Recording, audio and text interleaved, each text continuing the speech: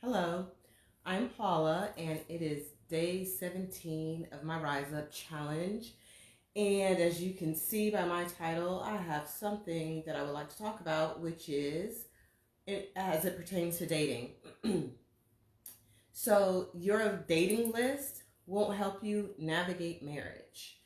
And I say that because I was married. I was married for 10 years, I'm divorced now. I'm also I was in the single dating field for a while. And in that, I was in a lot of dating groups, talking to a lot of people, and I would see some lists that people would have that just did not make sense. And it didn't make sense to me because I would look at these lists and I'm like, well, how is this list going to help you sustain a marriage? And when I talk about these lists, I'm talking about lists that speak to people's preferences. And it's okay to have preferences. I mean, you want to be attracted to the person that you're with. You want to make sure that the person that you're with vibes with you. You want to make sure you have the right personality, match up, and all that stuff.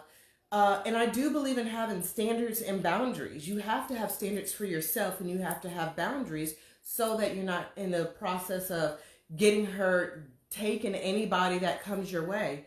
However, some of these lists go beyond realistic expectations. And there's a whole basic list of 6 foot, six pack abs, and six figures. And those are nice to have. Like I said, they're preferences. But the truth is, let's say you get that in a person and that was on your list, and you're in that marriage and you have a situation that happens. How is that 6 foot, six pack abs, six figures going to help you navigate that real life problem that you're having between you and your spouse? And you need to get from point A to point B where you end up staying together, not having more issues, and not ultimately ending up in divorce. And I have some people say, who are you to give marriage advice when you're divorced? Well, I can tell you a whole lot of what will make a marriage fail. I've been there, done it, I've seen it. I've also sat down with people, men and women, who are happily married.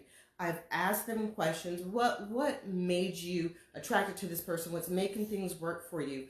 What helps you get through the bad times? And then I also have a lot of people come to me because I've been divorced, looking for that advice, looking for those solutions, looking to find out what to do. So I've seen a wide spectrum of the good, the bad, and I've experienced both. Even though I'm divorced, I have experienced a great connection, an intimate connection, and it had nothing to do with the list. Yes, like I said, I had boundaries and standards, but that list thrown out the door, found that intimate connection. But I really want you to really take a look at your list and ask yourself, on this list, does it speak to the character of a person? Does it speak to how their personality matches up with yours?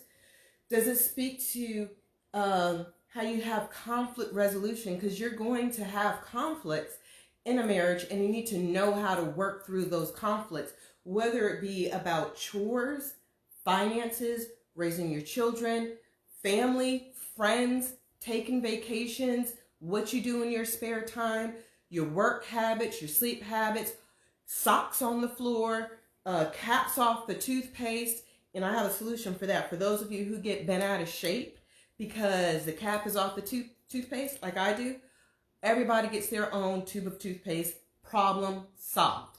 But anyway, you need to understand how your list contributes to having a healthy marriage that will last through times.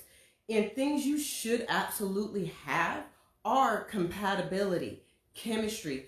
Think about long term. You don't want to get divorced. No one gets married wanting to get divorced. So you have to ask yourself, do your goals align a year from now, 5 years from now, 20 years from now, 30 years from now, 50 years from now? Where do you see yourself with this person in the long run? Does your list include those things? You have to think about you and your personality. Are you a social person? Are they not? Are you a homebody? Are they a social butterfly? really think about the realistic things that happen in a marriage. It's not about a title. It's not about a ring. It's not about a wedding. You know, I had all three of those, still ended up divorced. It's about connection. Are you connecting with this person on the most intimate, most vulnerable, most sacred level? Are you friends? If you don't have that foundation of friendship, let me tell you something. They will not have your back. You won't have their back. And when shit hits the fan, it all goes to hell. So really think about how you can connect with that person. How do you connect with that person? If there's someone who gets on your nerves within 90 minutes, you don't even need to be dating them, let alone thinking about marriage. And do not allow people to push you towards marriage when you're not ready. So many people are jumping in to get that title, to get that ring, to have that look, to say I'm married, to say I have a husband, to say I have a wife. But that's all you have after the honeymoon ends. You don't have anything else because you have this list that did not speak to how a marriage truly functions after that honeymoon phase. That's even if you have one. Some people don't even have a honeymoon phase because they're so focused on being married. So when I speak of connection, in order for you to have a true connection with someone, you have to have a true connection with yourself. And that means that you have to leave all your old feelings, all your old baggage in the past. You can't bring that into new situations. So if you haven't taken the time to first heal, get over some things, let go of the brokenness, or you think you're broken. Really, I don't call people broken. A lot of times we have things that happen to us, but until you're able to let go of those things, you cannot move on to the next step and think you're going to have happiness every day. So you have to work on yourself with the healing. You have to work on yourself with the self-love. If you don't love yourself, nobody else will love you.